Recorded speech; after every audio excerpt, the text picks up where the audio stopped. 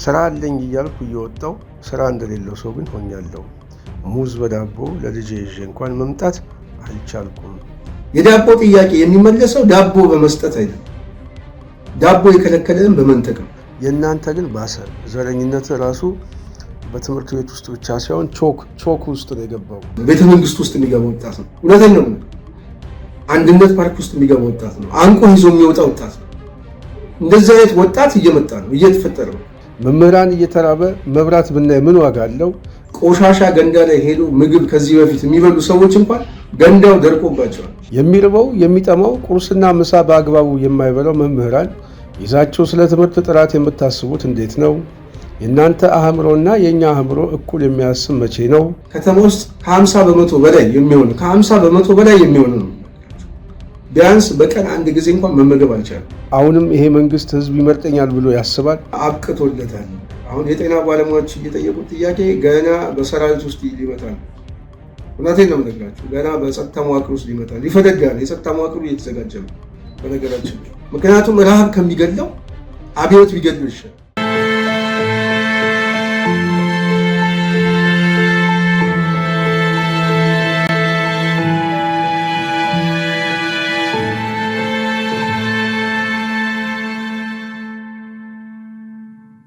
ሰላም ጤና ይስጥልኝ አድማጭ ተመልካቾቻችን፣ የጽናት ሚዲያ ቤተሰቦች በመላው ዓለም የምትገኙ እንደምን ቆያችሁ፣ እንደምን ሰነበታችሁ እያልኩ እኔ በጣም ሰላም ነኝ። ከሁሉ በማስቀደም በአክብሮታዊ ሰላምታዬን ማቅረብ ፈልጋለሁ። በተለይ ጽናትን ለምትከታተሉ አድማጮቻችን በጣም ነው የምናመሰግነው። ሀሳብ አስተያየት የምትሰጡትን በጣም ነው የምናመሰግነው። የምትፈልጉትን ጥያቄዎች እና መነሳት የሚገባቸው ርዕሶችንም እንደዚሁ ሀሳብ እየሰጣችሁ ምናልባት ወቅቱን ያጀና ትክክል ነው ብለን ያመንበትን ሀሳብ አስተያየቶቻችሁን በመውሰድ እዛ ላይ ተንተርሰን አንዳንድ ማብራሪያዎች ለመስጠት እንችላለን። ስለዚህ በዛም ላይ መሳተፍ ትችላላችሁ ለማለት ነው። ጽናትን ደግፉ፣ ጽናትን ደግፉ። ጽናት የግፏን ድምፅ ነች። ድምፅ ላጡት፣ ለሚበደሉት፣ ፍትህ ላጡት፣ በየእስር ቤቱ ለወደቁት፣ ሰላማዊ እንቅስቃሴ እየጠየቁ ለሚደበደቡት፣ ለህልውና ትግል በየጫካው በየዱር ቤቱ ለሚዋደቁት ወንድም እህቶች በሙሉ ለነፃነት፣ ለፍትህ፣ ለእኩልነት የሚደረገውን ትግል በሙሉ የምትደግፍና በዛ መስመር ውስጥ ቅኝት የምታደርግ ሚዲያ ነች። ስለዚህ ጽናትን ደግፉ ነው ብለው ላይክ አድርጉ፣ ሰብስክራይብ፣ ሼር በማድረግ ሌሎች በማጋራት ሀሳብ አስተያየታችሁን ስጡ። እንደዚህ አይነት ሚዲያ በዋናነት ወደ እናንተ የምንመጣው የተሟላ ነገር በሌለበት እጃችን ላይ ባለው በጣም ውስን ነገር ነው። ይሄንን የትግሉ ሂደት ስለሆነ እጅና እግራችን አጣጥፈን አንቀመጥም። ቢያንስ በሀሳብ መታገል አለብን። ሀሳባችንን መሸጥ አለብን። ሀሳባችን ደግሞ ህዝቡ ውስጥ መግባት አለበት። ህዝቡ ደግሞ ሀሳቡን የሚገዛው ከሆነ ለመብቱ ለሚያደርገው ትግል ላይ አይነተኛ ሚና ይጫወታል በሚል ነው በዋናነት ድምፅ የምንሆነው። የትግሉ አንድ አካል ስለሆነ ነው። ስለዚህ ጽናትን መደገፍ ከየትኛውም ጊዜ በላይ ከእናንተ ይጠበቃል ብዬ አስባለሁ። ጽናትን እንደግፍ። ዛሬ የመጣሁት ያው የተለያየ አጀንዳ አለ። እንግዲህ ሀገር ቤት ብዙ አጀንዳ ነው ያለው። በሀገራችን ጉዳይ በዋናነት መረጃዎችን ላስቀድማችሁና ከዛ በኋላ እንገባለን። ያው የህወሓት መሰረዝ ተሰምቷል። እንግዲህ የኢትዮጵያ ምርጫ ቦርድ የሚባለው የአብይ የማጥቂያ መሳሪያ ነው በዋናነት ማለት ነው። ብልጽግና የፈለገውን የሚያጠቃበት ነው። ህጋዊም ህገወጥም ለማለት ብልጽግና አሁን ስልጣን አለው። ስለዚህ ያንን በመጠቀም ነፃ ፍትሃዊ እና ገለልተኛ የሚባል ከስምና ከሎጎ ውጭ ምርጫ ቦርድ ትናንትም አልነበረም፣ ዛሬም አልነበረም እና ያው የሚታወቅ ነው ብዬ ነው። ስለዚህ በዛ መሰረት የአብይ የማጥቂያ መሳሪያ ምርጫ ቦርድ በፓርቲዎች ማቋቋሚያ አዋጅ 1162/2011 ዓ.ም በወጣው አዋጅ መሰረት እንግዲህ የፖለቲካ ፓርቲዎች የሚያገድበት መመሪያዎችን በመጥቀስ በዛ ምክንያት ህወሓትን አግጃለሁ ብሏል። እንግዲህ እስከ መች ነው? ላልተወሰነ ጊዜ ነው ወይንስ የሚለው እንግዲህ በሂደት የምናየው ነው።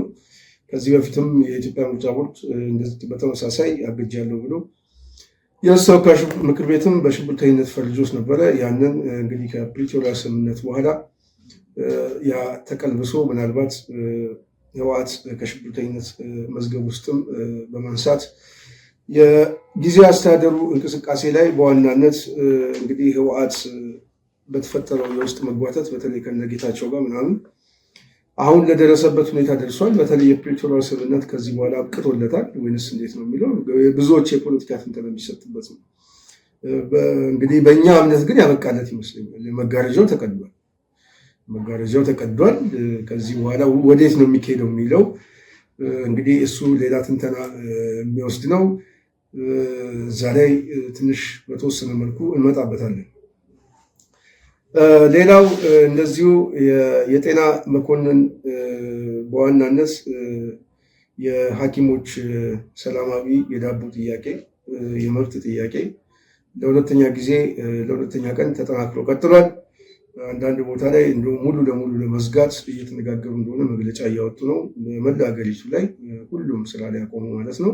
በእውነት ብልጽግናን እያስጨነቀው ነው። ብልጽግና በሁለት እግሩ የሚቆምበት ጊዜ እያበቃ ነው እያልን የምንናገረው ዝም ብለን አይደለም። እንደዚህ አይነት ተጨባጭ መረጃዎቹ ስላሉ እና አብቅቶለታል። አሁን የጤና ባለሙያዎች እየጠየቁት ጥያቄ ገና በሰራዊት ውስጥ ሊመጣ ነው። እውነቴን ነው የምነግራችሁ። ገና በጸጥታ መዋቅር ውስጥ ሊመጣ ነው። ይፈነዳል። የጸጥታ መዋቅሩ እየተዘጋጀ ነው። በነገራችን እየተዘጋጀ ነው። ወደዛ እየሄድን የመንግስት ሰራተኛው ወደዛ እየሄድን የራሱ የሆነ አደረጃጀት የራሱ የሆነ ጥያቄ እየፈጠረ ነው እና ምልክቶች የሚታዩት ከህዝብ ውስጥ የሚመጣ ጥያቄ ነው። እንግዲህ በሐኪም ደረጃ አሁን ከፍተኛ ስታተስ ያለው ምናልባት አንድ ሰው ዶክተር ነው ሲባል ቢያንስ እርቦታል ተብሎ አይገመትም። ይርበዋል። ምክንያቱም ያለበት እንትኑ የፕሮፋይሉ ብቻ ሳይሆን የስራ ድርሻው ራሱ በማህበረሰብ ውስጥ የሚታየው ምንድነው? ጥሩ ገንዘብ እንደሚያገኝ የተሻለ ኑሮ እንደሚኖር ምናምን ነው የሚታሰበው፣ ብዙዎቻችን የምናውቀው ማለት ነው። አሁን ግን ሐኪሙ ምን እያለ ነው? እኔ ዳቦ መብላት እንኳን እያቃተኝ ነው። ይሄ ሁሉ ጊዜ ትምህርት ጊዜን አሳልፌ ብዙ እውቀት ቀስሜ ግን እንደ ሰው እንኳን እዚህ ሀገር ላይ ሰው ሆኜ ለመኖር እየቸገርኩ ነው። እንደውም አንድ ካድሬ ከሚኖረው በላይ በታች ነው የሚኖረው የሚል ሀሳብ አንስቷል። ይሄ ምናልባት በኋላ እመጣበታለሁ። የመምህራን ጥያቄዎች ላይ ይሄ ሀሳብ ተነስቷልና ይሄ ማለት ምንድን ነው? በተዘዋዋሪነት ማህበረሰቡ ደግሞ በምን ሁኔታ ላይ ነው የሚገኘው? እንግዲህ ሐኪሞቹ በዚህ ሁኔታ የሚገኙ ከሆነ እዛ ሎ ክላስ ውስጥ ያለው ዝቅተኛ ማህበረሰብ ውስጥ ያለው ነዋሪ ደግሞ ምን አይነት ህይወት ነው የሚኖረው? በምን አይነት አስከፊ ሁኔታ ውስጥ ነው ያለው የሚለው መገምገም ቀላል። ስለዚህ የሐኪሞች ጥያቄ በዚህ ደረጃ ፈጥቶ የሚመጣ ከሆነ በዝቅተኛ ማህበረሰብ ውስጥ ያለው ነዋሪ ደግሞ ምን አይነት ችግር ከዚህ በኋላ ያመጣል የሚለው መገምገም ይቻላል። ስለዚህ ወደ ህዝባዊ እምቢተኝነት ወደ ህዝባዊ አመፅ ሊካሄድ የሚችልበት ምልክት ናቸው። በነገራችን ላይ የሐኪሞች ጥያቄ ማለት አሁን መምህራኖቹም እመጣበታለሁ በኋላ አስቸኳይ ስብሰባ ተብሎ ተቀጠሩ በኋላ አንዱ የተነገራቸውም ይሄ ነው። የሐኪሞች እንቅስቃሴ በራሱ ወደ እናንተ ይመጣል የሚል ፍርሃት ስላላቸው እነሱንም የሰበሰባቸው። ስለዚህ አሁን በኢትዮጵያ ውስጥ እየደረገ ያለው ሰላማዊ እንቅስቃሴ ያውን በማይቻልበት ሁኔታ ላይ በነገራችን ላይ አንዳንድ ሰዎች ሰላማዊ ትግል አይቻልም ይቻላል የሚል ድምዳሜ ያላቸው ሰዎች አሉ። እኔ በዋናነት በኢትዮጵያ ውስጥ ሰላማዊ ትግል በዋናነት በስርዓቱ ባገዛዙ ተቆልፏል የሚል እምነት አለ። ይሄ ማለት ግን ሰላማዊ ትግል ማድረግ አይቻልም ማለት ነው። ምንም ማድረግ አይቻልም የሚል ድምዳሜ አይደለም የያዘ። ያንን ለማድረግ የሚያስችል የፖለቲካ ስፔስ የፖለቲካ ምህዳር ግን የለም። አገዛዙ ቆልፎታል። የጸጥታ መዋቅሩን በመያዝ ቆልፎታል። ፍርድ ቤትን በመያዝ ቆልፎታል። ምርጫ ቦርድን በመያዝ ቆልፎታል። የተለያዩ የፖለቲካ ስፔስ ሊኖረው የሚችሉት ተቋማት የሲቪል ሶሳይቲ ውስጥ ያሉት የተለያዩ አደረጃጀቶች ሁሉ ህጋዊ ፍቃድ በመሰረዝም በመስጠት እያያችሁ ነው። ኢሰመጎን እየዘጋ ነው ምናምን። ብዙ የሰብአዊ መብት ተቋማት እንኳን እንዴት አድርጎ እያሽመደመዳቸው ነው ማለት ነው። ስለዚህ ይሄ አገዛዙ በዋናነት ተቋማዊ እና ስርዓታዊ የሆኑ የማጥቂያ መሳሪያዎችን እየተጠቀመ የሰላማዊ ትግል ስፔሱ እንዲዘጋ ምክንያቱ ሆኗል። እንዲዘጋ እና በዛ በተዘጋበት ምዕራፍ ውስጥ ግን ያንን ለማስከፈት የሚደረግ ሰላማዊ ትግል ይቻላል ወይ የሚለው ነገር እሱ ማንኛችንም ያስማማል። ለዛ የሚሆን ለዛ ትግል ግን የተሰባሰበ ለዛ ትግል ደግሞ የጋራ የሆነ ንባብ ያለው ጥቅሙንና መብቱን ለማስጠበቅ የሚሰባሰብ ግን የፖለቲካ ልሂቃንና ማህበረሰብ ደግሞ ያስፈልገዋል። አሁን ሀገራችን ውስጥ የጎደለ ይሄ ለሰላማዊ ትግል ዝግጁ የሆኑ ሰዎች እንኳን ቢኖሩ እንኳን ለዛ ዝግጅት ድጋፍ የሚያደርግ ደግሞ የማህበረሰብ ክፍል አልተፈጠረም እና በዛ ምክንያት የተራዘመ ትግል ውስጥ እንድንገባ ሆኗል። ያ የተራዘመ ትግል ደግሞ በዋናነት ደግሞ በሂደቱ ያስከፈላቸው ዋጋዎች ስለነበሩ ዝም ብሎ የመጣ አይደለም።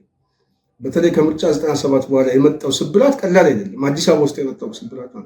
ግን ያንን ብቻ እያስታወሱና ያንን እዛ ቁስል ላይ ደግሞ ተቀምጦ ሁኔታዎችን መገምገም ተገቢ አይደለም። ያ ያለፈ ታሪክ ነው። ይሄ ደግሞ ዛሬ ደግሞ ሌላ አዲስ ታሪክ ነው። ነገ ደግሞ ሌላ ነገር። ስለዚህ ትላንት በአገር ቤት ውስጥ የትጥቅ ትግል አይቻልም ነበር። በህወሓት ጊዜ አይቻልም ነበር። አሁን ይቻላል እና ራሱ ሂደቱ ራሱ የሚያመጣቸው ነገሮች አሉ ማለት ነው። የስርዓቱ ባህሪዎቹና መገለጫዎቹ የሚያመጣቸው ነገሮች አሉ። እሱ ብቻ ሳይሆን የስርዓቱ ደካማነት ራሱ ያገዛዙ ደካማነት የሚፈጥራቸው የትግል ስልቶች አሉ። ለማንኛውም ብልጽግና ባለፉት 7 ዓመታት ውስጥ ሲከተል የነበረ ዋና ጦርነት መርህ የሆነ ፖሊሲ። ምክንያቱም በሰላማዊ ትግል ውስጥ መታገል አይችልም፣ እናውቀዋለን። በጣም የሚገርማችሁ እውነት ለመናገር የአዲስ አበባ ትግል ላይ 2011 በምናደርግበት ሰዓት ላይ የሆነ የአክቲቪዝም እንቅስቃሴ ለማድረግ ስንዘጋጅ እዛ ከዝግጅቱ ቀድሞ ብልጽግና ያንን እንቅስቃሴ የመቅደም እንቅስቃሴ ነበር፣ የጎዳና እንቅስቃሴ ምናምን፣ ይሄ እርዳታ የመስጠት እንቅስቃሴ፣ በተለይ የፈረሱ ቦታዎችን ሄዶ የመጎብኘት ምናምን ጉዳይ ላይ ቀድመው በሆነ አጀንዳ የመቀበልና አጀንዳ የመንጠቅ እንቅስቃሴ ውስጥ ይገቡ ነበር ማለት ነው። እና ምንድነው ሲያደርግ የነበረው? የሰላማዊ ትግሉን እንቅስቃሴ ስለሚፈራው ከተማ ውስጥ ያለውን እንቅስቃሴ በተለይ አብዮት ከተነሳ ያበቃለታል። የማይችልበት መንገድ ነው። ሁለተኛ ሀሳብ የለውም። ህዝቡን ዋሽቶታል። ሳናጣራ እነስርም ብሎ እያሰረው ነው። የጥላቻ ግንብ አፍርሰናል ብሎ ጸረ ጥላቻ ብቻ ሳይሆን የጸረ ከተሜነት ራሱ የአዲስ አበባን ህዝብ እንዴት አድርጎ እንደሚጠላው በግልጽ የሚናገር፣ በአደባባይ ደግሞ ጦርነትና እልቂት የሚያውጅ፣ አንድም ብሔር ትጠላለህ ብሎ በምክር ቤት የሚናገር ከአብይ ውጭ በኢትዮጵያ ታሪክ ውስጥ የለም ማለት አገር እየመራ ግን የከተማውን ህዝብ ደግሞ የበለጠ ለጥቃት የሚያጋለጥ የሚጠላ እንግዲህ ቁንጮ ነው አብይ ማለት እና በዛ ሁኔታ ውስጥ ያለ ሰው እንዴት ሰላማዊ ትግል ደግሞ በዋናነት ሊያስጨንቀው እንደሚችል ግልጽ ነው። ግን ይህንን በመዝጋት ይህንን በማጠፍ የውስጥ እንቅስቃሴውን በማዳፈን ወደ ነፍጥ ትግል ያነሱት ሰዎችን በኃይል የሄደበት መንገድ በተለይ ከ2013 በኋላ የምታዩት ነው። አጠቃላይ አዙሪቱ የጦርነት ማዕከል ነው ማለት ነው። ስለዚህ በዚህ በተዘጋ ሁኔታ ውስጥ እነዚህ ሐኪሞች ተደራጅተው የራሳቸው ማህበር ፈጥረው ጥያቄዎቻቸውን በተደራጀ መልኩ ለማሰማት የሄዱበት መንገድ በጣም የሚደንቅ ነው ብቻ ሳይሆን አዲስ ምዕራፍ እየከፈተ ነው። አዲስ መነቃቃት እየፈጠረ ነው። አዲስ መነቃቃት የተዘጋውን ነገር ለማስከፈት እየሄዱ ነው። የሆነች ጠባብ መንገድ አለች። ያችን እድል እየተጠቀሙ ነው። በዛች በጠባብ መንገድ ውስጥ ማለፍ አሁን ታሪካዊ ኃላፊነት እነሱ እጅ ወድቋል ማለት ነው። ምክንያቱም ያንን መንገድ ማለፍ የማይችሉ ከሆነ ይሄ የሰላማዊ እንቅስቃሴያቸውን እስከ መጨረሻው ድረስ ሄደው ማሸነፍ በሚችሉበት ነገር ካልቋጩት 3 መሰረታዊ ነገር ይገጥማቸዋል። 3 ነገሮች። አንደኛ ተነጣጥለው ይጎዳሉ። የመጀመሪያው እንቅስቃሴ ከተበላሸ በተለይ የጤና ሙያተኞች በየተቋሙ ያሉት ማለት ነው እየነጣጠለ ብልጽግና ያጠቃቸዋል፣ ያስራቸዋል፣ ይደበድባቸዋል፣ ከሀገር እንዲወጡ ነው የሚያደርጋቸው። ሁለተኛ በየተቋሙ ውስጥ የጤና መኮንኖችን ከዚህ በኋላ የሚያደርገው የካድሬ መጫወቻ ነው የሚያደርግባቸው። ልክ ይሄ የምንድን ነው ይሄ የወጣቶች ሊግ ምናምን እንደሚባለው የሕክምና ሊግ ነው የሚፈጠረው። አሁን እዛ ውስጥ የብልጽግና ሊግ ነው የሚፈጠረው ማለት ነው። እና በሕክምና ተቋማት ውስጥ ራሱ መተማመን እንዳይኖር፣ አንዱ ጋር አብሮ እንዳይቆም፣ ህብረት እንዳይኖራቸው ነው የሚያደርገው ማለት ነው። ኦህዴድ ነው የሚሰገስገው በአጠቃላይ። ስለዚህ የሕክምና ተቋሙ የካድሬ መፈንጫ ነው የሚሆነው ማለት ነው። በጣም ነው የሚበላሽ። ስለዚህ የሙያ ኤቲክሱን ራሱ ያሳጣቸዋል። ስለዚህ ያ በህዝቡ ውስጥ የነበራቸው ክብር፣ ይሄ ሐኪም ሲባል ዶክተር ሲባል የነበረው ስብዕና በራሱ ልክ የአዲስ አበባ ፎረምና ምናምን ሊግ እንደሚባለው አይነት መጫወቻ መሳቂያ ሆነው ስማቸው እንዲጠፋ እንዲጠለሽ የሚያደርግ እንቅስቃሴ ውስጥ ሊገቡ ይችላሉ። ስለዚህ ያንን ስብዕናቸውን ማስጠበቅ ታሪካዊ ኃላፊነት አለባቸው። ይሄ አንድ ነው። በሶስተኛ ደረጃ ሌሎቹ ሊያደርጉት የሚችለው የመብት ጥያቄ፣ ምክንያቱም አሁን ሐኪሞቹ እየተንቀሳቀሱበት ያለው የመብት ጥያቄ የእነሱ ብቻ አይደለም። የመምህራን ጥያቄ ነው፣ የሲቪል ሰርቫንቱ ጥያቄ ነው፣ የህዝቡ የነዋሪው ጥያቄ ነው። ዛሬ ነዋሪው ከእጅ ወደ አፍ ነው የሚኖረው። እውነት ነው። እውነት ለመናገር ዛሬ አዲስ አበባ ውስጥ ሚኒመም ነው የምነግራችሁ፣ በአቬሬጅ ቢታይ ከተማ ውስጥ ከ50 በመቶ በላይ የሚሆነው ነው የምነግራችሁ። ቢያንስ በቀን አንድ ጊዜ እንኳን መመገብ አልቻለም። አንድ ጊዜ በቀን ነው የምነግራችሁ። አብይ አህመድ ግን የሚቀጥሉት 10 ዓመታት ሮቦት ቤት ለቤት አመጣላቸዋለሁ እያለ እየቀለደ ዳቦ መብላት የማይችል የከተማ ነዋሪ እየተፈጠረ ነው። ቆሻሻ ገንዳ ላይ ሄዶ ምግብ ከዚህ በፊት የሚበሉ ሰዎች እንኳን ገንዳው ደርቆባቸዋል። እውነቴን ነው የምነግራችሁ። ዛሬ በከተማ ውስጥ ከፍተኛ የሆነ የከተማ ረሃብ ነው እየተፈጠረ ያለው። የከተማ ረሃብ ተሰምቶ አይታወቅም። አሁን ግን የከተማ ረሃብ እየገባ ነው ያለው እና ቤት ውስጥ የሚኖር ሰው የነበረ ሰው ዛሬ ጎዳና ወድቆ በየሆቴሉ እንትን ያለ ምግብ ስጡኝ እያለ የሚጠይቅ ሰው ሆነ። በየአካባቢው ላይ ነጠላ ለብሰው ምን ብለው እናቶች ሰፈራቸውን ለቀው ሄደው ለምነው በዛሽ በሚያገኙበት ኑሯቸውን መግፋት የሚጀምሩ በጣም ብዙ ሰዎች አሉ። ይህን አብዛኞቻችሁ ግን ታውቃላችሁ። አካባቢ እየቀየሩ በልመና የሚተዳደሩ ሰዎች አሉ። በቃ ገቢያቸው በቃ አልበቃ ብሏቸው ማለት ነው። ስራ ኑሯቸው ወይም የሚያከራዩት ቤት እያለ እንኳን በቂ ገንዘባት ማለት ነው። በክራይ ቤት የሚኖረው በምናምን ደግሞ በምን አይነት ሁኔታ ውስጥ እንደሚሰቃይ ያስቡት። ቤት የሌለው ሰው በዚህ የኑሮ ውድነት ላይ በተለይ ደግሞ ቤት የሌለው ሰው እንዴት እንደሚሰቃይ ያስቡት። ስለዚህ አዲስ አበባ ላይ ብቻ ሳይሆን በሀገር አቀፍ ደረጃ ያለው ችግር ይሄ ተመሳሳይ ቢሆንም በአዲስ አበባ ደረጃ ግን ከፍተኛ የሆነ ክራይሲስ አለ፣ የኑሮ ውድነት አለ። ይሄ የኑሮ ውድነት ደግሞ ፖለቲካዊ ኢሹ ነው። ህዝቡ ሊገነዘብ የሚገባው ይሄ ነው። የአብይ መንግስት አስተዳደር ያመጣው የፖለቲካ ፖሊሲ ነው፣ አቅጣጫ ነው። ያ አቅጣጫ የመጣበት ደግሞ ዝም ብሎ አይደለም። ይሄ ከኮሪደር ልማት ጋር ከምን ጋር ከቤተ መንግስት ግንባታ ጋር ከጦርነት ጋር የተያያዘ ጉዳይ፣ ከውጭ ምንዛሬ ጋር ከነዳጅ ጋር ከምን ጋር የተያያዛለ። እነዚህ ደግሞ ራሱ የመንግስት የትኩረት አቅጣጫ ያመጣቸው ችግሮች ናቸው። ስለዚህ እነዚህ የመንግስት የትኩረት አቅጣጫዎች ያመጣቸው ችግር የሚቀረፉት ጥያቄው የመብት ጥያቄ ብቻ ሳይሆን ፖለቲካዊ ጥያቄም ሲሆን የዳቦ ጥያቄ የሚመለሰው ዳቦ በመስጠት አይደለም፣ ዳቦ የከለከለን በመንጠቅ ነው። ያ ደግሞ ፖለቲካዊ ኢሹ ነው።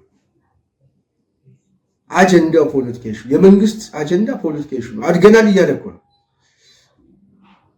ሀገሪቷ በከፍተኛ ደረጃ የምጣኔ ሀብቷ እያደገ ነው ካለ ያደገ ሀገር ደግሞ ቢያንስ እኮ ደሞዛቸው ያነሱ ሰዎች እኮ ቢያንስ በደሞዛቸው በዕለት ተዕለት የኑሮ ሁኔታቸው ላይ እኮ ለውጥ መታየት አለበት። ግን የብልጽግና እድገት ምንድን ነው? ህዝቡ ውስጥ የማይታይ እድገት። ብልጽግና አብይ ብቻ እና በዙሪያ የተሰባሰቡ ሌቦች የሚያድጉበት እድገት ነው። የእነሱን ወዝ እያየን የምንኖር ዜጎች ይሆናል ማለት ነው።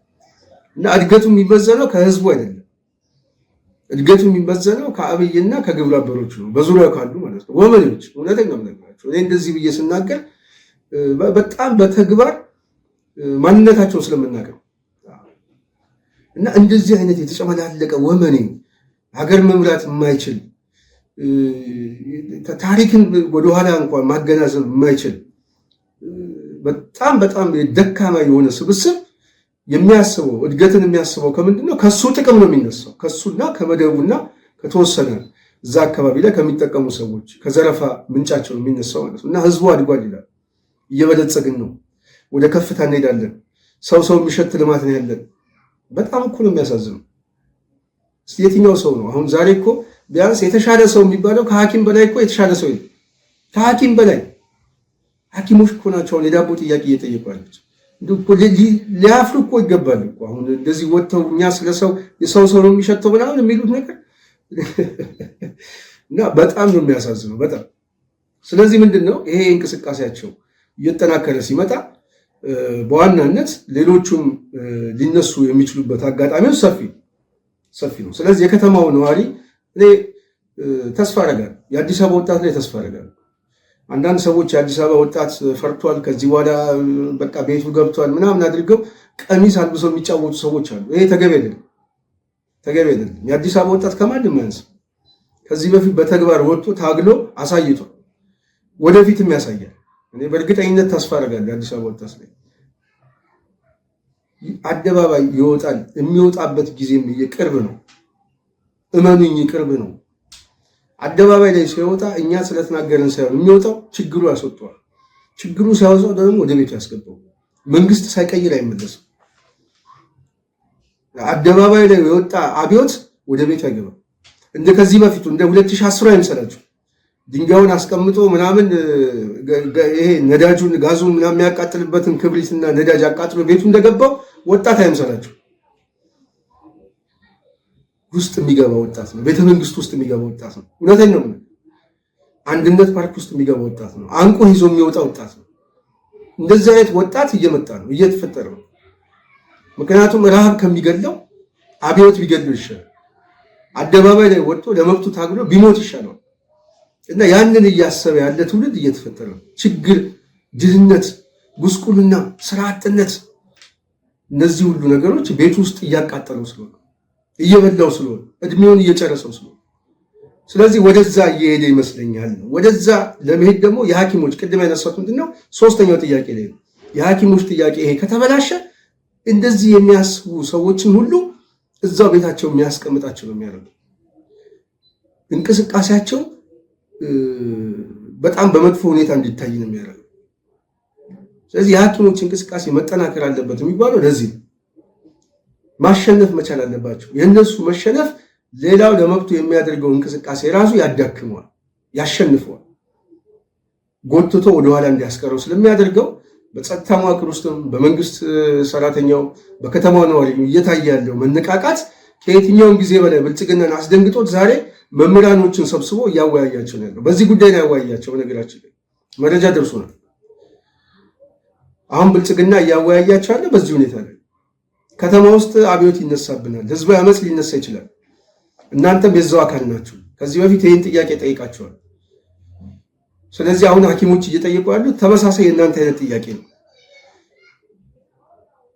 ስለዚህ 20% 25% እየቆጠባችሁ ቤት እንሰጣቸዋለን ምናምን የሆነ እቅድ ይዘው ነው የመጡት። ዝርዝሩን እንመጣበታለን። እና ያ ሁኔታ ምንድነው? በራሱ በብልጽግና መዋቅር ውስጥ ያለው የኦህዴድ አገዛዝ ፈተና ውስጥ ወድቋል። አሁን ከህወሓት ጋር የገባበት የፖለቲካ ቅራኔዎች አሉ። አማራ ክልል ላይ የምታዩት ነው 2 ዓመት የፈጀ ጦርነት አለ።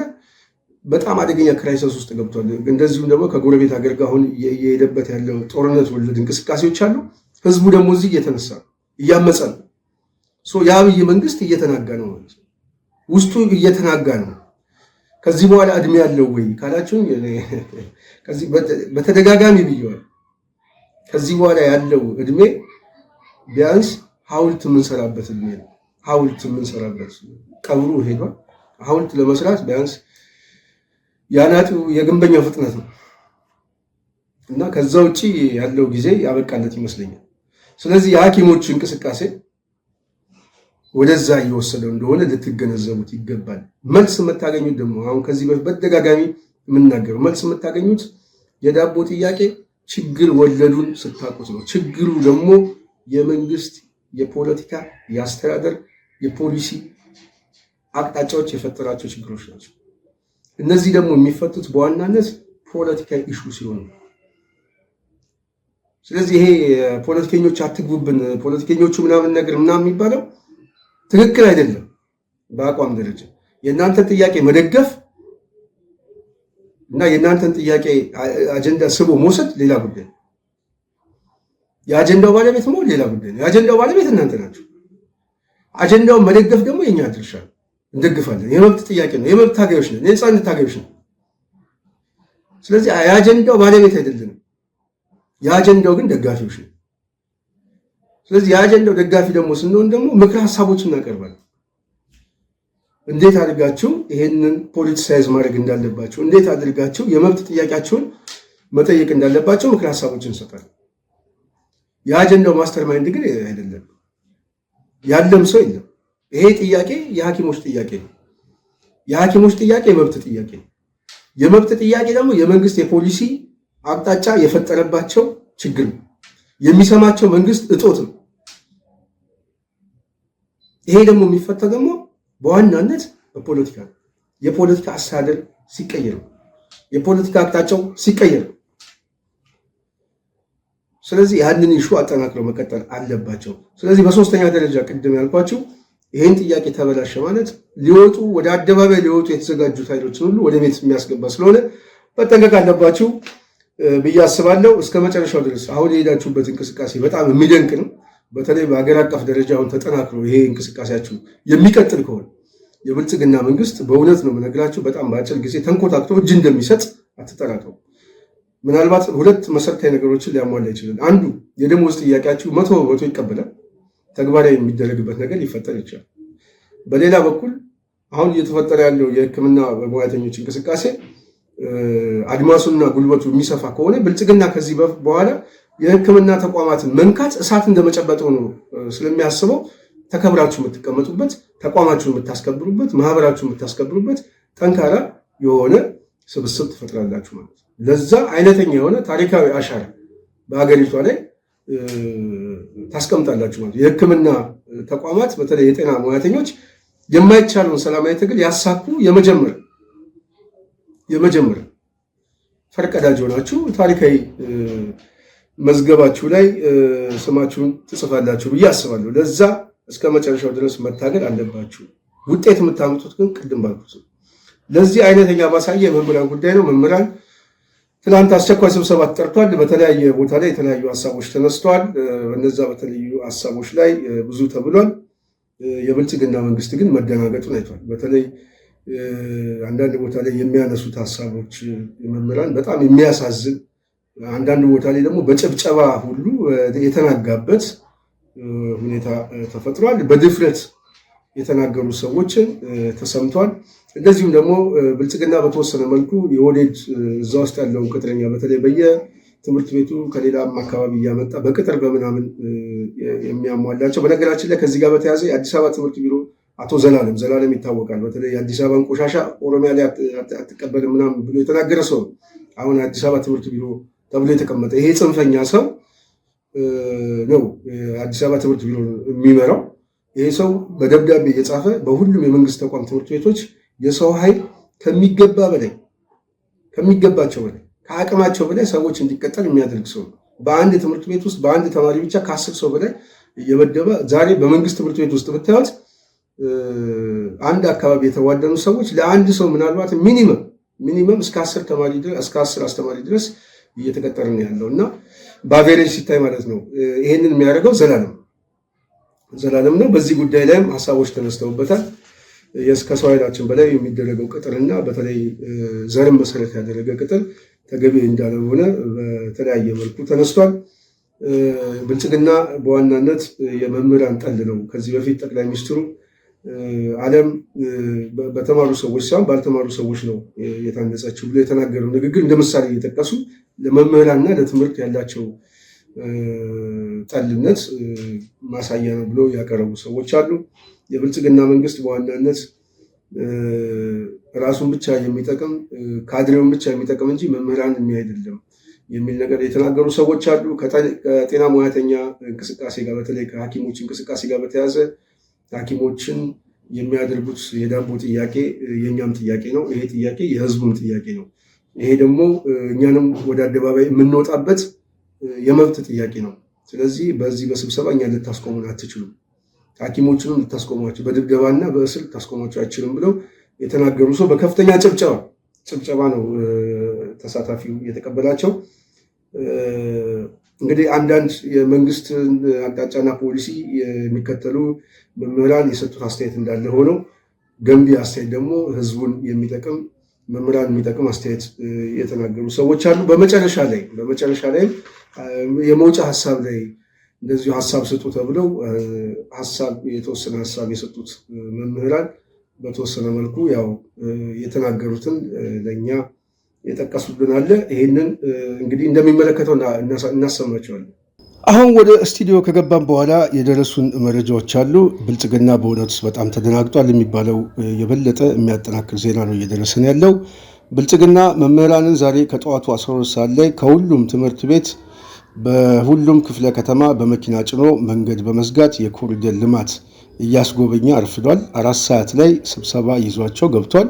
ጠዋት ቁርስ በእንቁላል ጋብዞ ስልክ እንዳይዙ በፍተሻ ከልክሎ በየክፍለ ከተማው ሰብስቧቸዋል። ተማሪዎችም ወደ ትምህርት ቤት ቢመለሱም ያለ መምህራን ክፍል ውስጥ ታጉረው ውለዋል ይሉናል የመረጃ ምንጮች። እንግዲህ ብልጽግና በዛሬው ዕለት ከጠዋቱ 12 ሰዓት ጀምሮ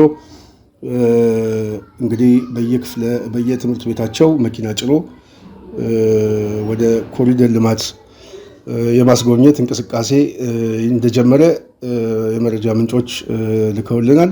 ይሄ የሚያሳየው ብልጽግና ከየትኛውም ጊዜ በላይ የተረበሸና የሐኪሞች እንቅስቃሴ በተለይ ከመምህራን ጋር አብሮ የመቆም እድሉ ሰፊ ነው የሚል ግምገማ እንዳላቸው ነው የሚያሳየው። የአዲስ አበባ የመምህራን ስብሰባ በዋናነት የአስቸኳይ ስብሰባ ይጠራበት የስብሰባው መንፈስና አጠቃላይ ሁኔታዎች ለጽናት ሚዲያ ደርሷል። እንግዲህ ጽናት ሚዲያ እጇ ላይ ከገባ አጠቃላይ የስብሰባው ሁኔታ በተወሰነ መልኩ ለእናንተ በሚጠቅም መልኩ ወደዚህ ለማቅረብ ተገደናል። በስብሰባው ላይ የተለያየ ተሰብሳቢዎች የተገኙ ሲሆን ከተለያየ ቦታ ላይ በዋናነት የብአዴን የአዲስ አበባ ተረፈ ምርቶችም በስብሰባው መድረክ ላይ ተገኝተዋል። አንዳንድ ቦታ ላይ የኦህዴድ ዋና ሰዎች መድረኩን ሲመሩት፣ አንዳንድ ቦታ ላይ ደግሞ በተወሰነ መልኩ ከብአዴን ምልስ የሆኑ ሰዎች ስብሰባው ላይ እንደተገኙ ተሰምቷል። በስብሰባው ላይም ልማቱ ጥሩ ቢሆንም ህዝብን ከህዝብ የሚያጋጭ ተግባር ሆን ብለው የሚፈጽሙ ሰዎች ላይ ለምንድን ነው እርምጃ የማትወስዱት የሚል መንግስታዊ ተኮር የሆነ ጥያቄዎችን የሚጠይቁ ሰዎች እንደነበሩ ሰምተናል። መምህራን የሚያንኳስስ ጠቅላይ ሚኒስትሩ በዋናነት ሲናገር ለምሳሌ ዓለምን የቀየሩት የተማሩ ሰዎች ሳይሆኑ ያልተማሩ ሰዎች ነው ብሎ የተናገረበትን ማስታወስ ይቻላል። ይሄ ለመምህራን እና ለትምህርት ያላቸው ደካማ አመለካከት ማሳያ ነው ያሉ ሰዎች አሉ። ዶክተሮቹ የሚጠይቁት የመብት ጥያቄ ነው። እነሱ የሚጠይቁትን የመብት ጥያቄ ሚሊሻ ልካችሁ እያስደበድባችሁ ነው፣ ይህን የምትፈጽሙት መምህራንም ይህንን ጥያቄ በተመሳሳይ ይጠይቃል የሚል ስጋት ስላለባችሁ ነው የሚል ያነሱ ሰዎች አሉ። እንደዚሁ መምህራን እንደ ብልጽግና ያዋረደ የለም፣ ለማኝና በተማሪዎችም የሚሰደብ መምህራን በራሱ ሙያው ራሱ እንዲጠላ ያደረገ መንግስት ብልጽግና ብቻ ነው የሚሉ ሰዎች አሉ። ትምህርት ለፖለቲካ መጠቀሚያ እያደረጋችሁት ነው። ያለፈው ስርዓት ይህንን አይነት ነገር ይጠቀም ነበረ፣ የእናንተ ግን ባሰ። ዘረኝነት ራሱ በትምህርት ቤት ውስጥ ብቻ ሳይሆን ቾክ ውስጥ ነው የገባው። በጣም የሚገርም አገላለጽ ነው። ዘረኝነት ራሱ በቾክ ውስጥ ነው የገባው የሚል ነገር የተናገሩ ሰዎች አሉ። ከኮሪደር ልማት ጋር በተያያዘ የመምህራን ቤቶች ተፈናቅለው ሜዳ ላይ እየወደቁ ነው። መንግስት በቂ የሆነ ካሳና ተለዋጭ ነገር እንኳን አላዘጋጀም። ይሄ ባለበት ሁኔታ በጣም በአስቸጋሪ ሁኔታ ውስጥ እንገኛለን። ስለዚህ መንግስት አፋጣኝ የሆነ የቤት ምላሽ ሊሰጠን ይገባል የሚል ያነሱ ሰዎች አሉ። አንድ ሰው እንደዚሁ የተናገሩት በጣም ብዙዎችን ያሳዘነ ሆኗል። በተለይ በዚህ ስርዓት ውስጥ የተማርነው ነገር እጅግ በጣም ዘረኝነትንና በተለይ አድሏዊ የሆነ ሙስና በተቋማችን ውስጥም እያየን ነው። ለምሳሌ ከአዲስ አበባ ትምህርት ቢሮ ያለምንም ትዕዛዝ ደብዳቤ እየተጻፈ የሚቀጠሩ ሰዎች ይመጣሉ። ተመሳሳይ የሆኑ ሰዎች፣ አንድ አይነት ቋንቋ የሚናገሩ ሰዎች እንዲቀጠሩ ትዕዛዝ ይሰጣል። ይሄ ጉዳይ የእኛ ጉዳይ እንጂ እናንተ ጉዳይ አይደለም ይባላል። በየትምህርት ቤት ውስጥ የሰው ኃይላችን ከአቅም በላይ ሆኗል። ለአንድ ተማሪ ከ10 በላይ መምህራን የሚመደብለት ትምህርት ቤት ሁሉ አለ እና ይሄንን የምትፈጽሙት ለምንድን ነው ብለው ያነሱ ሰዎች አሉ። ሌላው በጣም በሚያሳዝነው ተማሪና መምህራን አስገድዶ በማሰራት ለውጥ ማምጣት አይቻልም፣ ለውጥ እናመጣለን ካላቸው እናያለን ያሉ ሰው በድፍረት ነው የተናገሩት። ብታስሩኝም እሰሩኝ፣ በሞትም ልሙት ያሉ ሰው አሁን የሰበሰባችሁን በእናንተ እቅድ አይደለም፣ በጤና ባለሙያዎች አድማ ነው። የጤና ባለሙያዎች ጥያቄ ደግሞ የመብት ጥያቄ ነው። እነሱ የጠየቁት የደሞዝ ጥያቄ ነው። የጤና ባለሙያዎች የጠየቁት የዳቦ ጥያቄ ነው። የዳቦ ጥያቄ የመምህራን ጥያቄ ነው። የመምህራን ብቻ ሳይሆን የመላው የኢትዮጵያ ሕዝብ ጥያቄ ነው። ስለዚህ ይሄን መመለስ ሲያቅታችሁ እኛን ሰብስባችሁ ማደናገርና ማስፈራራት ይዛችኋል። ይህ ተገቢ አይደለም። መምህራንን በማስፈራራት በማስገደድ ልታስቆሙን የምችሉት ጥያቄ የለም በሚል ተናግሯል። በከፍተኛ ድጋፍና ጭብጨባ ለእኚህ ሰው እንደገለጹላቸው ተሰምቷል። በአብዛኛው ጥሩ ነገር ነው በአዳራሽ ውስጥ የተነሳው። እንደዚሁ በአንድ በስብሰባ ላይም ዛሬ የተነሳው በጣም የሚያሳዝኑ አንድ ሰው እኔ ማታ ማታ ስገባ ለልጄ ሙዝ በዳቦ ይዤ ሁሌ ገባ ነበረ። አሁን ከጊዜ በኋላ ግን መግዛት አቃተኝ፣ በእጄ ላይ ገንዘብን አጣው። ይህንን ያስለመድኩት ልጄም ሁሌ ወደ ቤት ስገባ እጅጄን ያህል አባ ሙዝ አላመጣልኝም ይለኛል። የወሰድኩት አማራጭ ይህንን ድምፅ ላለመስማት አምሽቼ ልጄ ከተኛ በኋላ የምገባ ሆኛለሁ። ስራ አለኝ እያልኩ እየወጣው ስራ እንደሌለው ሰው ግን ሆኛለሁ። ሙዝ በዳቦ ለልጄ ይዤ እንኳን መምጣት አልቻልኩም። ምክንያቱም እኔም ራሴ አብዛኛውን ጊዜ የማሳልፈው ብስኩት እየበላው ነው። በብስኩት ነው የማስተምረው። መምህራን እንደዚህ ሆኗል የሚሉ በጣም አሳዛኝ ንግግር የተናገሩ ሰው አለ። ይህንን የተናገሩ ሰው በተመሳሳይ ዛሬ የመምህራን ደሞዝና በአንድ ክፍለ ከተማ ውስጥ ያለ የአንድ የብልጽግና አመራር ያላቸው ገቢ እኩል አይደሉም። የአንድ የብልጽግና የፖለቲካ አመራር ምናልባት በየግሮሰሪ ቤቱ ጠጥቶ በልቶ ተጫውቶ ወደ ቤቱ ሊገባ ይችላል። መምህራን ግን ብስኩት ካለ ውሃ እየተጠቀምን የምናስተምር ሆነናል። አስተማሪ እና ተማሪ የተጠላበት ስርዓት ተፈጥሯል። ለምንድን ነው የሚል ጥያቄ ያነሱ ሰው አሉ። በጣም ድባቡን የለወጡ ሰው ነበሩ ይሉናል የመረጃ ምንጫችን። እንግዲህ መምህራን እንግዲህ በጣም በከፍተኛ ደረጃ ነው ችግር ውስጥ ያሉት። ይሄ ይታወቃል። ይሄንን ሀሳብ አስተያየታቸውን በተለያየ መልኩ እንግዲህ እያቀረቡ ነው። ሌላው እንደዚሁ አንድ የመረጃ ምንጫችንም እንደዚሁ የላኩልን በጣም አስቂኝ የስብሰባ መድረክ መልእክት ይሉናል። የዛሬው የአዲስ አበባ መምህራን ስብሰባ እንድምታ በወፍ በረር ሲቃኝ እንደዚህ ይመስላል ብለው ለጽናት ሚዲያ የላኩልን ነው። በመጀመሪያ አዲስ አበባ ትምህርት ቢሮ ኃላፊ የሆኑት ዶክተር ዘላለም 1 ሰዓት ተኩል በላይ በጨረሰና በንባብ በተቀረጸ ቪዲዮ በዋና ርዕሰ ጉዳይ የለውጡ ፖለቲካዊ፣ ማህበራዊ፣ ኢኮኖሚያዊ ትሩፋትና ፈተናዎች በሚል ርዕስ ሰፋ ያለ ንባብ አነበቡልን።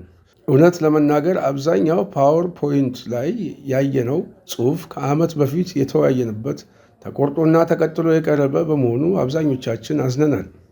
እሳቸው በሀሳብ ደረጃ እንኳን ያነሷቸውን የ2 ዓመት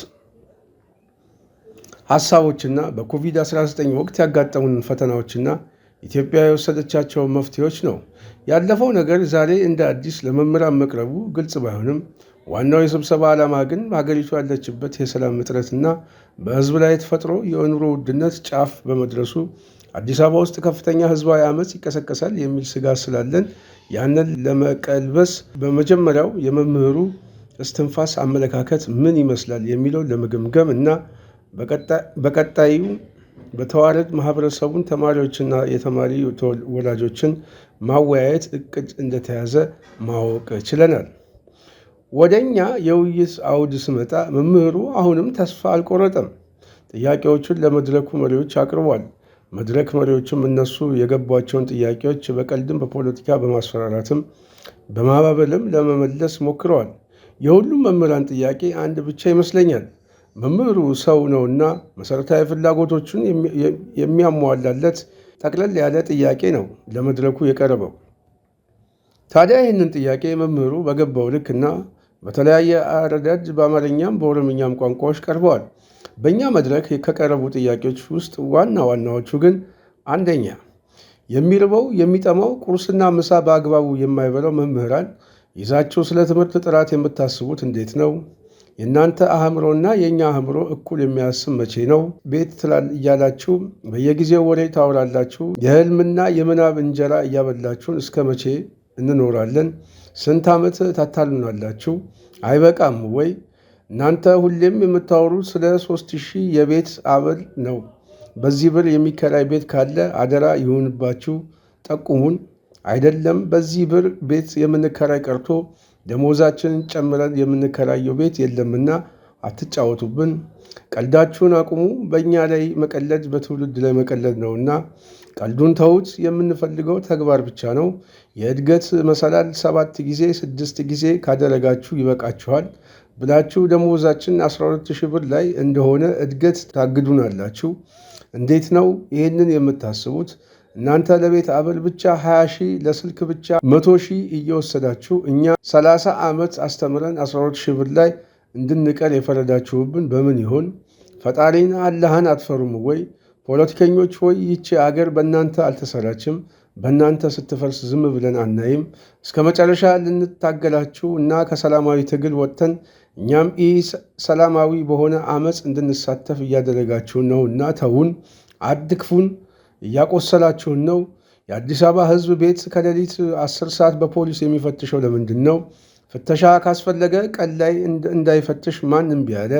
ሌሊት ላይ ቤት እንዲፈትሽ ማድረግ ፖሊስ መስለው የፖሊስ ልብስ ለብሰው ለፍተሻ ነው በማለት ወደ ሕዝብ ቤት በመግባት የሕዝብን ንብረት እንዲዘርፉ ለሌቦች የሥራ ዕድል መፍጠር አይሆንም ወይ? መፈተሽ ካለበት ቀን ላይ ቢፈትሽ ምን ችግር አለው? ማታ ላይ ሰው በተኛበት እረፍት በሚያደርግበት ሰዓት ቤቱን መፈተሽስ በማህበረሰቡ ዘንድ ሰላም ያመጣል ተብሎ ይታሰባል ወይ? ማን ነው ይሄንን ያሰበው? ፖሊሶች ውስጥ ከህዝብ ጋር ለምን ታጣሏቸዋላችሁ? በዚህ ሀገር ውስጥ ሰላምና የህዝብ ደህንነት መቼ ይሆን የሚመጣው? የሰላምና የደህንነት አድራሻስ መንግስት ያውቃል ወይ?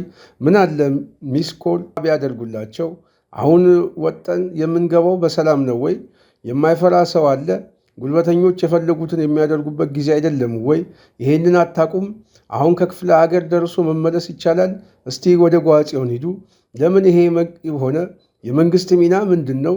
ትልቁ ሚናው የህዝቡን ሰላም ማስጠበቅ አይደለም ወይ? ሚናውን እየተወጣ ነው ብላችሁ ታምናላችሁ ወይ? የሚል ጥያቄዎች ተነስተዋል። መምህራን በተመሳሳይም እንዲህ ሁሌም ኮሽ ባለ ቁጥር ሩጧችሁ የምትሰበስቡ ስታዩን አመፀኛ እንመስላችኋለን እንዴ? ምንድን ነው? ራበን፣ ጠማን፣ ተቸገርን፣ ቤት ስጡን ብለን ስንጮ አልሰማችሁንም? እውነት ምርጫ ይመጣል? እውነት አሁንም ይሄ መንግስት ህዝብ ይመርጠኛል ብሎ ያስባል? አዲስ አበባ ውስጥ ሰው ነው ወይ የሚሸተው? ህንፃ የሚፈለገው ኮሪደር ልማቱ ለሰው ነው ወይስ ለጅቦች የሚሰራው? ሰውን ነቅሎ ህንፃ ብልጭልጭ መስታወትና መብራት መትከል ምን ይጠቅማቸዋል? መምህራን እየተራበ መብራት ብናይ ምን ዋጋ አለው? እውን የትምህርት ቤቱ ርዕሳነ መምህራን ከፖለቲካ ሀሳቤ የራቁ ናቸው ወይ? አሁንስ የብልጽግና ፓርቲ አባል ሁኑ እያሉ ውስጥ ለውስጥ እያሳመኑ አይደለም? መምህራንስ የፓርቲ አባል ማድረግ ምንድን ነው ጥቅሙ? ከኢህአዴግ ውድቀት መቼ ነው የምትማሩት? ይሄ መንግስት መቼ ይሁን መዋሸቱን የሚተወው? ከመጣበት ጊዜ ጀምሮ ላለፉት 7 ዓመታት በውሸት ላይ የቆመ መንግስት ነው። መምህራንን ሲዋሽ፣ ህዝብን ሲዋሽ፣ መላው የአገሪቱን ሲዋሽ፣ የአገር ድንበሩን ሲዋሽ የምናየው ለምሳሌ ምንድን ነው? ዱቄት ሆኗል ያለው ህወሓት ዛሬ ደግሞ ነዳጅ ማውጣት ጀምረናል፣ በምግብ ራሳችን ችለናል፣ አጣርተን እናስራለን እንጂ አስረን አናጣራም ብሎ ዛሬ ብዙ መምህራን፣ ብዙ ፖለቲከኞች፣ የህዝብ ልጆች፣ ዶክተሮች፣ ፕሮፌሰሮች እስር ቤት ታጉረው ይገኛሉ። መቼ ነው አጣርቶ የሚያስረው? የፖለቲካ ልዩነት ያላቸው ግለሰቦች በማሰር የሚመጣ ለውጥና የሚጸና ሰላም አለ ወይ? አሁን ታጥቀው የሚንቀሳቀሱ ኃይሎች ውስጥ እውነት በሀሳብ ሞግተው እንደማያሸንፉ በማመን እናንተን በሀሳብ ሞግተው ማሸነፍ ስላልቻሉ ነው ታጥቀው ጫካ የገቡት ብላችሁ ታምናላችሁ? እናንተ ናችሁ ሀሳብ የሌላችሁ የሚመስለው። ሰው እኮ ተምሮም እኮ ወደ ጫካ የገባ አለ። መምህራን ሆኖ ወደ ጫካ የገባ አለ። እኛንም ወደዛ እየገፋችሁ እያስቆረጣችሁን ነው። በሀገራችን ተስፋ እንድቆርጥ ሆን ብላችሁ እየፈጸማችሁብን ነው። አሁን ውሸታችሁ ሁሉ ተነቅቶባችኋል። ኢህአዴግና ብልጽግና ልዩነቱ ምንድን ነው? የኢትዮጵያ ህዝብ በደሙ ታግሎ ያመጣውን ለውጥ ሸጣችሁታል። ህዝቡ አሁንም ለሌላ አዲስ ለውጥ መታገል እንዳለበት ነው የምንመክረው። እኛ መምህራን ነን። በኃይለኛ ችግር ውስጥ የምንገኘው መምህራን ነን። እኛን አስራችሁ ገላችሁ ምንም አይመስለንም። የራበው ሰው ማንን ይፈራል? እኛ የራበን መምህራን ስለሆንን ማንንም አንፈራም። ለማስፈራራት እንዳትሞክሩ። አበቃው ያሉት ሰው በከፍተኛ ጭብጨባ መድረኩን አናግቶታል። ይህ የአዲስ አበባ ትምህርት ቢሮ አቶ ዘላለም ባሉበት የተደረገ ንግግር ነው። ብዙዎችን ያስደመመ እና በታላቅ ጭብጨባ ንግግሩን ያደረጉት ሰው የተቀበላቸው እንደሆነ የመረጃ ምንጮቻችን ይጠቅሳሉ። በተመሳሳይ ብዙ ጥያቄ ተጠይቋል። የመምህራኑ ተስፋ መቁረጥ ግን ያሳስባል። ለዚህ ጥያቄ ከተመለሰ መልስ ውስጥ ግን አስቂኙ መልስ በቀጣዩ ሳምንት የተደራጀ መምህራን የቤት ባለቤት እንዲሆን ከ20% እስከ 25% ቅድሚያ ክፍያ ማስከፈል ይጀምራል። በረጅም ቁጠባ የቤት ባለቤት የምትሆኑበት እድል ፈጥረናል የሚል መምህራኑን ለማደንዘዝ ከመድረኩ ሀሳብ መጥቷል። ይህንን በስላቅ ነው ያዩት። ከመሀል አንዱ እጁን አውጥቶ 20% ቅድሚያ ክፍያ የምንከፍለው ብር ካለኝ ከዚህ ምን አስቀመጠኝ? ከእናንተ ጋርስ ምን አዳረቀኝ? የምበላው አጣው እያልኩ ጭራሽ 25% ቅድሚያ ክፍያ ብሎ ሳይጨርስ ጭብጨባው አቋረጠው። ለማንኛውም እስኪ ዛሬ በነበራቸው ስብሰባ የነበሩትን የስብሰባ መንፈሶች በአስተያየት መስጫ እንቀኝ። መውጫው ያለ መምህራን ተሳትፎ የምትበለጽግ ሀገር አትኖርም። ልብ ያለው ልብ ይበል። ብልጽግና ጆሮ ካለ ስማ። እኛ ፋኖች ለመምህራንና ለጤና ባለሙያዎች የሚከተለውን መልእክት እናስተላልፋለን። 15-20 ዓመት ፈግታችሁ ተምራችሁ ራበኝ ጠማኝ የቤት ኪራይ የምከፍለው አጣው እያላችሁ ሊሰማችሁ የማይችለውን ስርዓት ለአንዴና ለመጨረሻ ጊዜ በማስወገድ ታሪካዊ ኃላፊነታችሁን ተወጡ። እኛ ጫካ የወጣ ነው የዚህን ክፉ ስርዓት እኩይ ስራ ቀድመን ስላወቅን እንጂ ስላልተማርን አይደለም። የእኛ የፋኖች ትግል ተቀላቀሉ፣ ህዝባዊ አመፅ ይፋፋም የሚል አስተያየት መስጫው ላይ ተጽፎ ተገኝቷል ነው የሚሉት እና በጣም የሚገርም ነው። እናመሰግናለን የመረጃ ምንጫችን። እንግዲህ ይህንን ይመስላል በዋናነት መምህራን በዚህ ሁኔታ ላይ ነው ያሉት።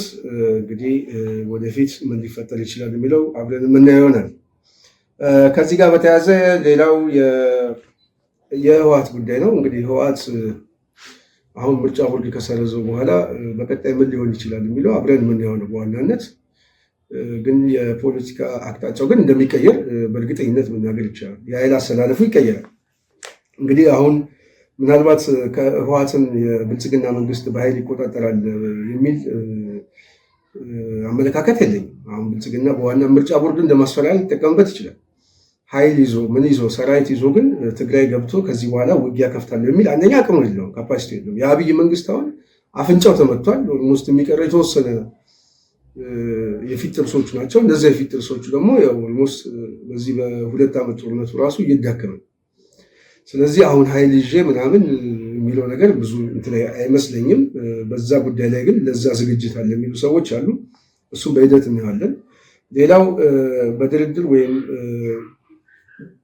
ኔጎሽዬሽን በማድረግ በተወሰነ ደረጃ ለመስማማት ሊችል ይችላል። በተለይ ከጊዜው አስተዳደሩ ጋር በመሆን ምናምን ከህወሓት ጋር ለመስማማት የተወሰነ ርቀት ሊኬድበት ይችላል።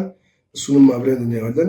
ምናልባት ይሄ የሚያስኬድ ሴናሪዮ ይመስለኛል። ሌላው ህወሓት ምናልባት አቅም የለውም ተብሎ ባለፈው ጦርነት በተወሰነ ደረጃ ኃይሉ ስለዳከመ አሁን ደግሞ ከዚህ በኋላ የትግራይ ህዝብ በተለይ በውስጥ በኩል የህወሓት አመራሮች የፖለቲካ ልሂቃን የፈጠሩት ቅራኔ ህዝቡንም በተወሰነ መልኩ ስላዳከመው ከዚህ በኋላ ከህወሓት ጎን የሚሰለፍ የለም የሚል ግምገማ ካለና የፌዴራል መንግስቱ ደግሞ ይህን አጋጣሚ ተጠቅሜ በኃይልም እመጣበታለሁ ብሎ የሚያስብ ከሆነ ህወሓት ተንበርካኪ ሆኖ ተሸናፊ ሆኖ ምናልባት ከብልጽግና ጋር ለብልጽግና ሊገዛ ይችላል የሚል ሴናሪዮ የሚያነሱ አሉ። ቦታ ቀይረው ደግሞ ምናልባት ከሻዕቢያ ጋር ሆነው እስከ መጨረሻው ድረስ ሊታገሉ ይችላሉ ብሎ የሚያስቡ ሰዎች አሉ። ለማንኛውም የተለያዩ ሴናሪዎች መተንተን ይቻላል። ግን የይሆናል ሴናሪዮ ግን አሁን በዋናነት የብልጽግና መንግስት ምርጫ ቦርድን እንደ ማስፈራሪያ ይጠቀማል እንጂ ወደ ኃይል ይገባል የሚል እምነት የለኝም። በእኔ የፖለቲካ ረዳት በጊዜ አስተዳደሩ በኩል በምን አድርጎ በተወሰነ መልኩ ለመስማማትና ለመነጋገር በሮችን ግን ሊከፍት ይችላል የሚል ሁኔታዎች አሉ። ለማንኛውም ጌታቸው ረዳ ባለፈው ጊዜ የመጣው አብይ ይችን አጀንዳ በምርጫ ቦርድ በኩል ሊያስፈጽም ስለመጣ ነው። ሁለት ነገር ከዚህ በፊት ብያቸዋለሁ። ሁለት ነገር ያስቀመጥኩት፣ አንደኛው የምርጫ ቦርድ ጉዳይ ለማስፈጸም ጌታቸው እንደ ምሳሌ ይጠቀምበት ነው። ሁለተኛው ደግሞ ከኤርትራ ጋር ለሚኖረው ጦርነት ጌታቸው የፕሮፓጋንዳ ስራ በተለይ በትግራይ ልሂቃን ውስጥ የኃይል ማዛባት እንቅስቃሴ ውስጥ እንዲገባና ጥርጊያ መንገድ እንዲያመቻችለት ስለፈለገው ነው። ስለዚህ የጌታቸው አመጣጥ ዝም ብሎ አይደለም ጌታቸው የመጣው በጌታቸው ውስጥ የተናገረው አብይ ነው የሚል ፖለቲካ አናሊሲስ ሰጠን ነበር። ያ ነው ተጨባጭ ነው። አሁን ያየሁት ይሄ ጌታቸው ከመጣ በኋላ ምርጫ ቦርድ በንጋታው ውሳኔ ወሰነ። ከዛ በኋላ ደግሞ ያው ጦርነት እናደርጋለን ምናምን ኃይል እናስገባለን የሚሉ አንዳንድ የፕሮፓጋንዲስቶችም እየተናገሩ ነው። ለማንኛውም ይሄን ይመስላል። የህወሓት ጉዳይ ወዴት ይሄዳል በቀጣይ የምናየው ነው። ብአዴን መጨረሻ ላይ የብአዴን ጉዳይ ነው። ብአዴን ሰሞኑን የሰላም ጨዋታ እየጫወተ ነው። ሰላም ይሻለናል፣ ሰላም ይጠላግናለን። ሰላም እኮ የሚጠላ የለም። ሰላም የሚጠላም የለም። እኛ እኮ ሰላም አተን ነው ሀገር ጥለን የመጣ ነው። ማን ነው ሰላም የሚጠላው? አሁን ዋናው ችግሩ ምንድን ነው? የሰላም ጉዳዩ ከምን የመጣ ነው? እሱ ከቅዠት የመጣ ከፍርሃት የመጣ ነው። አሁን የጡት አባታቸው ምናልባት ጥሏቸው ሊሄድ ይችላል። አሁን አማራ ክልል ላይ እየተፈጠረ ያለው አንድነት ምናምን ይሄ መሰባሰቡ ምናምን በተወሰነ ደረጃ ከዚህ በፊት ብያቸዋለሁ። ብአዴን በስብስቡ በሎጎ ምናምን ይሄ ነው ራሱ አሁን የጦርነት ባህሪውን የሚለውጥበት እና እሱ አንድ ነው። ሁለተኛ አሁን እየተፈጠረ ያለው ቀጠናዊ የኃይል አሰላለፍ አለ። በተለይ ይሄ የጦርነት ድባብ የሚመስል እና ያ የኃይል አሰላለፍ ምናልባት ሁኔታዎቹ ከተለወጡ የብአዴን የጡት አባቶች በተለይ ደግሞ የዛ ውስጥ የገባው የሰራዊቱ አባል ምናምን የሚባለው ይወጣል። ነቅሎ ነው የሚወጣው። ነቅሎ ወጥቶ ወደ ሌላ አካባቢ ነው የሚሄደው። ስለዚህ ያው መንፈሳዊ መሪ ያጣሉ፣ የሚጠብቅ የጡት አባት ያጣሉ። ስለዚህ ምንድን ነው ያለው አማራጭ? ወይ እዛ አካባቢ ሆኖ መበላት ነው ወይ ለቆ ወደ ስደት መሄድ ነው። ስለዚህ ያለው አማራጭ ግን ነው ሰላም በሚል የሰላም ቅስቀሳ ምናምን። ሰላም እኮ የለም እኮ። አንደኛ ሰላም አይፈልጉም። ሁለተኛ ምን አይነት ሰላም ነው የሚለው ደግሞ እነሱ የሚጠቅም ሰላም፣ እነሱ አሸናፊ የሚሆኑበት ያ እነሱ አሁን ጽንፈኛ ነው የሚሉት ምናምን የሚሉት እሱ ተሸናፊ እነሱ አሸናፊ ቢሆኑበት ሰላም የሚፈልጉት እንጂ ዘላቂ ሰላም አይደለም። ብአዴንን በስልጣን ለማስቀጠል የአብይን መንግስት በስልጣን ለማስቀጠል የሚደረግ ሰላም ነው እነሱ የሚፈልጉት። ሰላም የሚሉት ይሄ ሰላም እንፍጠር የሚሉት እኛ ስልጣን ላይ የምንቀመጥበትን ሰላም ፍጠሩልን እያሉ። አሁን ህዝቡ መሞት ያስፈለገው ምንድን ነው? ያ ሁሉ መስዋዕትነት ያስፈለገው ምንድን ነው? እና ይሄንን ለመፍጠር ደግሞ የተለያዩ የኃይል ማዛባት እንቅስቃሴ ውስጥ ምናምን ነገር እየገባ እንደሆነ ማሳያዎች እየታዩ ነው። ግን ለማንኛውም መስዋዕትነቱ የህዝቡ መስዋዕትነት ያስፈለገው ወደ ትግል ያስፈለገው ለውጥ ነው። ከለውጥ የሚገኝ ሰላም፣ ከብአዴን የሚገኝ ሰላም አይደለም፣ ከለውጥ የሚገኝ ሰላም።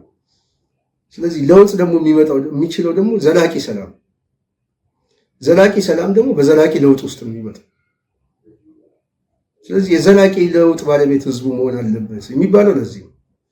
የዘላቂ ለውጥ ባለቤት ለመሆን ደግሞ በዋናነት ብአዴንና የብአዴን አስተሳሰብ እንደዚሁም ደግሞ የኦህዴድ አስተሳሰብ መሸነፍ አለበት። እንዴት ይሸነፋል? እሱ የኔ ጉዳይ አይደለም። መሬት ላይ ያሉ ሰዎች የያዙት ጉዳይ ነው። ግን የብአዴን ሰላም አረጋ ከበደን ይርጋ ሲሳይ የሚያጸና ሰላም ሳይሆን አረጋና ይርጋ ሲሳይ ለፍርድ የሚያቀርብ ሰላም ነው። እሱ ሰላም ይምጣ ነው እያልን ያለው። ስለዚህ በየአዳራሹ እየሰበሰባችሁ ምናምን ህዝቡን የሚያደናግሩት ሰላም አሁን ሰሞኑን በጣም ጫጫታ ጀምሯል። ሰላም ይሻለናል ምናምን የሚል ነገር እና ይሄ ሰላም ነው መምጣት ያለበት ብለው መነገር አለባቸው። በሚገባቸው ቋንቋ መነገር አለበት ብዬ አስባለሁ። ለማንኛውም የህዝቡ ሰላም ብአዴን የሚፈልገው ከራሱ ሰላም የሚነሳ ስለሆነ ይህንን ከግምት ማስገባት አለባችሁ ለማለት ፈልገን ነው። ያው የዛሬ ፕሮግራማችን ይህን ይመስል ነበረ። ጽናት ሚዲያን ተጀምሮ እስኪጠናቀቅ ስላዳመጣችሁን በጣም እናመሰግናለን። ላይክ አድርጉ፣ ሼር አድርጉ፣ ሰብስክራይብ በማድረግ ሌሎችን በማዳረስ ሀሳብ አስተያየቶቻችሁን በመግለጽ ከጎናችን በመሆን በድጋፍ በአስተያየት ካጠገባችን እንዲቆሙ ጽናትን እንዲደግፉ የግፏንን ድምፅ መደገፍ ስለሆነ በተደጋጋሚ ጊዜ ጥሪዎቻችን እናቀርባለን። ሚዲያችን በተሟላ ሁኔታ እንድትመጣ ብዙ ስራዎች ይቀሩናል። ስለዚህ ምናልባት እንደ ፈጣሪ ፍቃድ ይህንን ሚዲያ እያሰፋን የዜና ፕሮግራሙን ለመጀመር ዝግጅት እያደረግን ነው። እንግዲህ እንደ ፈጣሪ ፍቃድ ሁሉም ነገር በቅርብ ጊዜ ይስተካከላል ብዬ አስባለሁ። ጽናት ሚዲያ የዛሬ ፕሮግራማችን ይህን ይመስል ነበረ። ስላዳመጣችሁን በጣም እናመሰግናለን። በሚቀጥለው ሌላ ፕሮግራም እስክንገናኝ የዛሬን በዚህ አበቃው። ሰላም።